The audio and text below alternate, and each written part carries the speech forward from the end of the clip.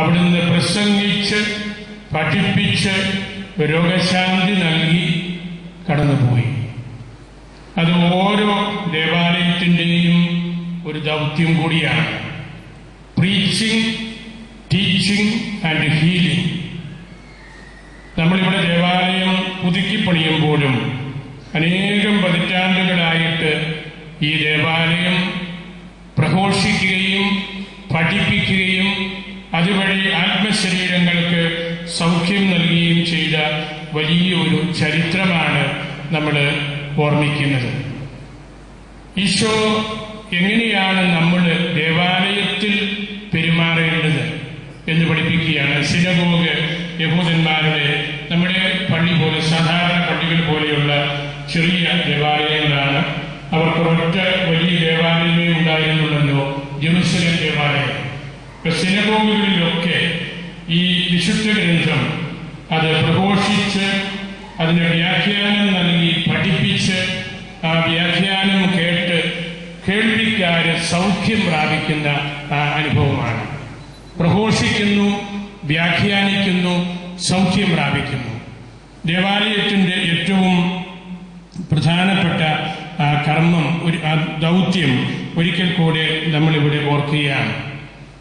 ഇന്നത്തെ സുവിശേഷം വായിക്കുമ്പോൾ നമുക്ക് തോന്നും, ഈശോ നല്ല ഒരു ഡോക്ടറെ പോലെ, വളരെ ജനകീയനായ ഒരു ഡോക്ടറെ പോലെ രോഗികളെ സന്ദർശിച്ച് അവർക്ക് സൗഖ്യം നൽകി. അബ്രഹാം പുണ്യവാളൻ ഈ തിരുവചനം വ്യാഖ്യാനിച്ച് പറയുന്നുണ്ട്, ഇവിടെ ഈശോയ്ക്ക് ഫീസ് വേണ്ട, രോഗികൾക്ക് ചീട്ട് വേണ്ട, അവർക്ക് പ്രത്യേക സമയവും വേണ്ട. നമ്മളിപ്പോൾ ഒരു ആശുപത്രി ചെന്നാൽ ഇതൊക്കെ വേണമല്ലോ. ചീട്ടെടുക്കണം, കാശ് കൊടുക്കണം, അവർ പറയുന്ന സമയം നോക്കി നിൽക്കണം. ഈശോയാകുന്ന ആ ഭിഷഗ്വരൻ രാവിലെ ഇറങ്ങി സിനഗോഗുകളിൽ പോയി, തെരുവീഥികളിൽ കൂടി പോയി, അവിടെ കണ്ട എല്ലാവരോടും ഈ കാര്യങ്ങള്, സുവിശേഷത്തെക്കുറിച്ച്, ദൈവരാജ്യത്തെക്കുറിച്ച് പ്രസംഗിച്ച് ആ പ്രസംഗത്തിന് വ്യാഖ്യാനം കൊടുത്ത് അടുത്ത് വന്ന എല്ലാവർക്കും സൗഖ്യം നൽകി.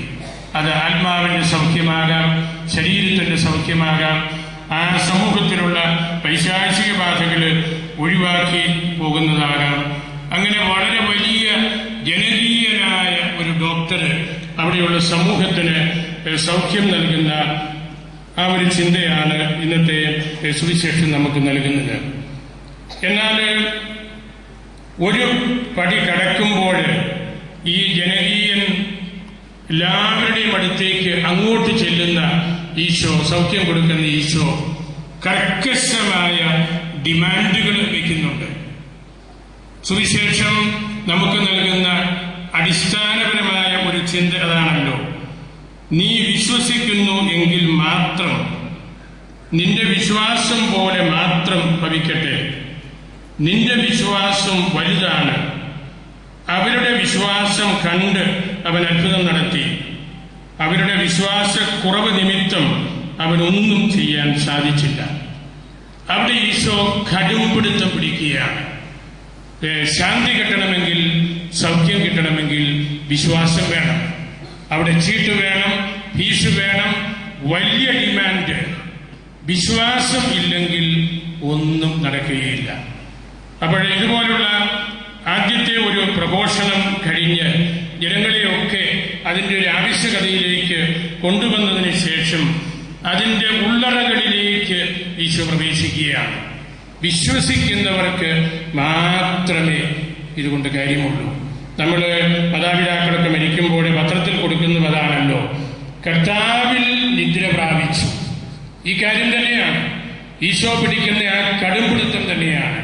സത്യവിശ്വാസത്തിൽ മരണപ്പെട്ടു. ജീവിതകാലം മുഴുവനും സത്യവിശ്വാസം കൊണ്ടു നടന്ന ഒരു വ്യക്തിയാണ്. ആ തരത്തിലുള്ള ഒരു വലിയ ആത്മാഭിമാനമാണ് നമുക്ക് ഇന്ന് ഈ ദേവാലയത്തിൽ ഇതുപോലെ ആയിരിക്കുമ്പോൾ നമ്മുടെ മനസ്സിലും തോന്നേണ്ടത്. രണ്ടാം വത്തിക്കാൻ സിനോദോസ് നമ്മുടെ അതിന്റെ ജൂബിലി വർഷത്തിലാണല്ലോ തിരുസഭയെക്കുറിച്ചുള്ള പ്രമാണരേഖയിൽ 5-ാമത്തെ ഖണ്ഡികയിൽ ഇത് തന്നെയാണ് ഇപ്പോൾ നമ്മൾ വായിച്ചു കേട്ട ഈ തിരുവചനമാണ് പറഞ്ഞിരിക്കുന്നത്. ദൈവരാജ്യം പ്രഘോഷിച്ച് വിശ്വാസികൾക്ക് അതിന്റെ വ്യാഖ്യാനം കൊടുത്ത് ആ ദൈവത്തിന്റെ അനന്തമായ അഗ്രാഹ്യമായ രഹസ്യത്തിലേക്ക് നമ്മളെ കൊണ്ടുവരണം. ഈശോ അന്ന് പ്രസംഗിച്ച ആ കാര്യം ഇന്ന് സഭയുടെ ദൗത്യമായിട്ട് നമ്മളെ ഏൽപ്പിച്ചിരിക്കുകയാണ്. നമ്മൾ ഈ ദേവാലയങ്ങൾ പണിയുന്നതും ആത്മീയ പ്രസ്ഥാനങ്ങളൊക്കെ തുടരുന്നതും എല്ലാം അതിനുവേണ്ടിയാണല്ലോ. അന്ന് ഈശോ ചെയ്ത പ്രസംഗം, തിരുവചന വ്യാഖ്യാനം, രോഗശാന്തി, ഇത് തുടരാനായിട്ട് സഭ കൈനീട്ടി എന്ന് അത് വാങ്ങിച്ചു. നമ്മളിവിടെ ചെയ്യുന്നതും അതാണ്. ഇതിന് അപ്പുറത്ത് അല്ലെങ്കിൽ ഇതിൽ നിന്ന് അടിസ്ഥാനപരമായിട്ട് വേറിട്ട് നിൽക്കുന്ന ഒരു ശുശ്രൂഷയില്ല. നമ്മുടെ പാപ്പ എമരിറ്റൂസ് ബെനഡിക്ട് പിതാവ് ഒരിക്കൽ പറഞ്ഞു, ഈ പ്രീച്ചിങ്, ടീച്ചിങ് ആൻഡ് ഹീലിംഗ് എന്ന് പറയുന്നത് പിതാവ്, പുത്രൻ, പരിശുദ്ധാത്മാവ് എന്ന് പറയുന്നത് പോലെയാണ്. വിശ്വാസം, ശരണം, ഉപവി എന്ന് പറയുന്നത് പോലെയാണ്. മാർപ്പാപ്പ വലിയൊരു താരതമ്യം ഈ ദൈവവചനവുമായിട്ട്, ദൈവശാസ്ത്രവുമായിട്ട് ബന്ധിപ്പിക്കുകയാണ്. പ്രഘോഷിച്ച് പഠിപ്പിക്കുകയാണ്. ഈ പ്രീച്ചിങ്ങും ടീച്ചിങ്ങും ഹീലിങ്ങും പിതാവും പുത്രനും പരിശുദ്ധാത്മാവുമാണ്. വിശ്വാസവും ശരണവും ഉപവിയുമാണ്. അതിന്റെ പ്രത്യേകത, അതിലേതെങ്കിലും ഒന്ന് നഷ്ടപ്പെട്ടാൽ രണ്ടിനെയും ബാധിക്കും. എനിക്ക് വിശ്വാസമുണ്ട്, ശരണവും ഉപവിയും ഇല്ല എന്ന് പറഞ്ഞാൽ കാര്യമില്ല. എനിക്ക് ഈശോയിൽ വിശ്വാസമുണ്ട്, പിതാവിലും പരിശുദ്ധാത്മാവിലും ഇല്ല എന്ന് പറഞ്ഞാൽ ശരിയാകുകയില്ല. ഏതെങ്കിലും ഒന്ന് പോയാൽ ബാക്കി രണ്ടിനെയും ബാധിക്കും. അതുകൊണ്ടാണ് വലിയ ദൈവശാസ്ത്രജ്ഞനായ പരിശുദ്ധ പിതാവ് ഈ ഈശോയുടെ ഈ പ്രഘോഷണത്തെ അടിസ്ഥാനപരമായ ദൈവശാസ്ത്ര ചിന്തയുമായിട്ട് കോർത്തിണക്കി നിർത്തിയിരിക്കുന്നത്. നമ്മുടെ പള്ളികളിലെ, ദേവാലയങ്ങളിലെ എല്ലാ പ്രസംഗങ്ങളുടെയും അടിസ്ഥാനപരമായ അർത്ഥവും അതാണ്. ദൈവശാസ്ത്രജ്ഞന്മാര്, പിതാക്കന്മാര് പറഞ്ഞിട്ടുണ്ടല്ലോ, ഫീനിസ് ഓംനിയും എക്ലീസിയ, എല്ലാത്തിൻ്റെയും ആത്യന്തികമായ ലക്ഷ്യം സഭയാണ്. സഭയോട് ബന്ധപ്പെട്ട്, സഭയുടെ പ്രബോധനങ്ങളോട് ചേർന്ന് നമ്മളുടെ വിശ്വാസത്തെ വളർത്തണം. ഫീനിസ് ഓംനിയും, എല്ലാത്തിൻ്റെയും അവസാനം ലക്ഷ്യം എക്ലീസിയ ആണ്, സഭയാണ്. ഈശോയുടെ സുവിശേഷം നിരന്തരമായിട്ട് പ്രഘോഷിക്കുന്ന ഈ വിശ്വാസ സമൂഹമാണ്. ഈശോ ദേവാലയ ശുദ്ധീകരണം നടത്തിയപ്പോഴും നമുക്കറിയാമല്ലോ, നിരന്തരമായ വിശുദ്ധീകരണത്തിന്റെ ആവശ്യതയിലേക്ക് ഈശോ ക്ഷണിക്കുകയായിരുന്നു. വ്യാപാരക്കണ്ണുകളുമായിട്ട് പള്ളിയിൽ വരരുത്, കച്ചവടം നടത്തി ലാഭമുണ്ടാക്കാം എന്ന് കരുതി ദേവാലയത്തിൽ വരരുത്, അടിച്ച് വെടിപ്പാക്കണം. അതല്ല നമുക്ക് വേണ്ടത്, നിരന്തരമായ വിശുദ്ധീകരണമാണ്. എക്ലേസിയ സെമ്പർ പ്യൂരിഫിക്കാന്ത, ഓരോ നിമിഷവും വിശുദ്ധീകരണത്തിന് നമ്മൾ ഓരോരുത്തരും വഴിപ്പെട്ട് കൊടുക്കണം. അങ്ങനെയാണ് ദേവാലയം ശുദ്ധീകരിക്കപ്പെടുന്നത്. ആ ശുദ്ധീകരണത്തിന് ശേഷം അവിടെ നടന്ന 2 കർമ്മങ്ങൾ, രോഗികൾ, ഞാൻ ആദ്യം പറഞ്ഞ ധാരാളം രോഗികൾ യെരൂശലേം ദേവാലയത്തിലേക്ക് വന്നു. ഈശോ അവരെല്ലാം തൊട്ട് സുഖപ്പെടുത്തി. ദേവാലയത്തിന്റെ ദൗത്യം ഈ വലിയ ഒരു സംതൃപ്തി, രോഗവിമുക്തനായി എന്ന ആ ഒരു കാഴ്ചപ്പാട് കൊടുക്കുകയാണ്. ആത്മീയമായിട്ടുള്ളതും ശാരീരികമായിട്ടുള്ളതും അവിടെ വന്ന എല്ലാവരെയും തൊട്ട് സുഖപ്പെടുത്തി. രണ്ടാമത് അവിടെ പറഞ്ഞിരിക്കുന്നത്, കുട്ടികൾ വലിയ ആർപ്പുവിളി നടത്തി. ദേവാലയത്തിന്റെ മറ്റൊരു പ്രത്യേകത അതാണ്. അതൊരു ഇമേജറിയാണല്ലോ. ശിശുക്കളെ പോലെ ഹൃദയമുള്ളവര് ദൈവത്തെ സ്തുതിക്കുന്ന വലിയ വീടാണ് പള്ളി. ഈശോ ജെറുസലേം ദേവാലയം ശുദ്ധീകരിച്ചു കഴിഞ്ഞ് നടത്തിയ ഈ 2 കാര്യങ്ങളാണ് ഇന്ന് നമ്മളും നടത്തുന്നത്, അല്ലെങ്കിൽ നമ്മളും നടത്തേണ്ടത്. എല്ലാവർക്കും സൗഖ്യം കൊടുക്കുക, ശിശുസഹജമായ ഹൃദയത്തോടുകൂടി ദൈവത്തെ സ്തുതിക്കുക. അങ്ങനെ ആത്മീയ ചിന്തകൾ നമുക്ക് നമ്മളുടെ ഈ ദേവാലയ പുനർനിർമ്മിതിയോട് കൂട്ടിച്ചേർത്ത് ചിന്തിക്കാം. ഈ ദേവാലയം വളരെ മനോഹരമായ രീതിയിൽ രൂപാന്തരപ്പെടുത്തി. ഇതിൽ പൗരാണികത്വവും ആധുനികതയും കൂട്ടിച്ചേർത്തിട്ടുണ്ട്. അതാണ് ഇതിൻ്റെ പ്രത്യേകത. പരിചയമുള്ള, പാരമ്പര്യമുള്ള ആ കല നമ്മൾ നഷ്ടപ്പെടുത്താണ്ട് ആ പള്ളി നിലനിർത്തിക്കൊണ്ട് ആധുനികമായിട്ടുള്ള എഞ്ചിനീയറിങ് അതിൻ്റെ മനോഹാരിത കൂടെ കൂട്ടി നമ്മൾ ബ്ലെൻഡ് ചെയ്തു. ഈശോ എപ്പോഴും പറഞ്ഞതാണല്ലോ, എന്നെക്കുറിച്ച് പറഞ്ഞിരിക്കുന്നത് പഴയ നിയമവുമായിട്ട് ബന്ധപ്പെട്ട് വായിച്ചെടുക്കണം. ഇത് രണ്ടും രണ്ടല്ല. പഴയത് കൊള്ളുകയില്ല എന്ന് നമ്മൾ പറയുന്നതിൽ അർത്ഥമില്ല.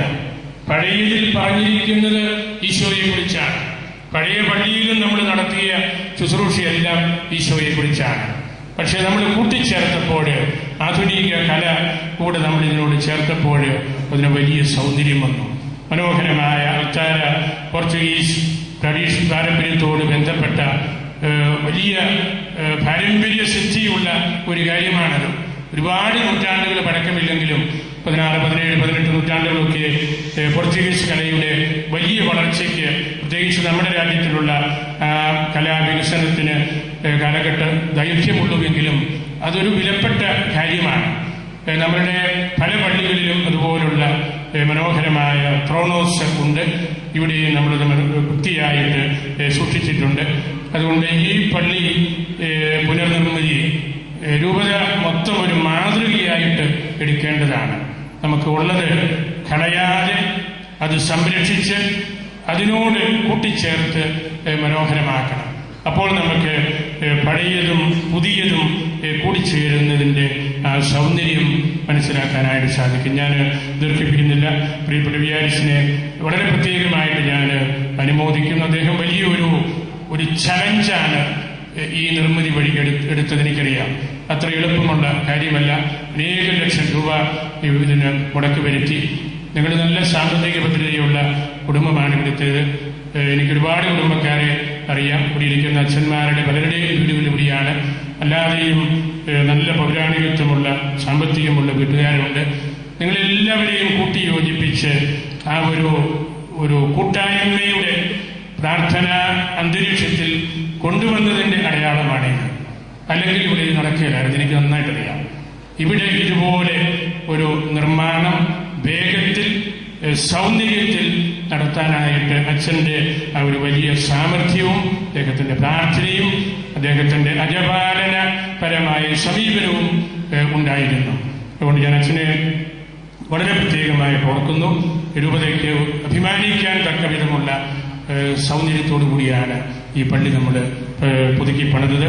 അതിൽ ദൈവത്തോട് നമ്മൾ പ്രത്യേകമായിട്ട് നന്ദി പറയാം. ഇതിൻ്റെ എഞ്ചിനീയർ പ്രധാനപ്പെട്ട ഫൈസാറിനെ ഞാൻ പ്രത്യേകമായിട്ട് ഓർക്കുന്നു. കമ്മിറ്റിക്കാർ, വൈക്കാരന്മാർ, നിർമ്മാണത്തിന് സഹായിച്ച മറ്റ് പ്രധാനപ്പെട്ട വ്യക്തികൾ, അവരെയൊക്കെ ഞാൻ ഓർക്കുകയും നിങ്ങളെല്ലാവരെയും വിശുദ്ധ അൽഫോൻസാമ്മയ്ക്കും വാഴ്ത്തപ്പെട്ട കുഞ്ഞച്ചനും സമർപ്പിച്ച് എൻ്റെ വാക്കുകൾ ഉപസംഹരിക്കുകയും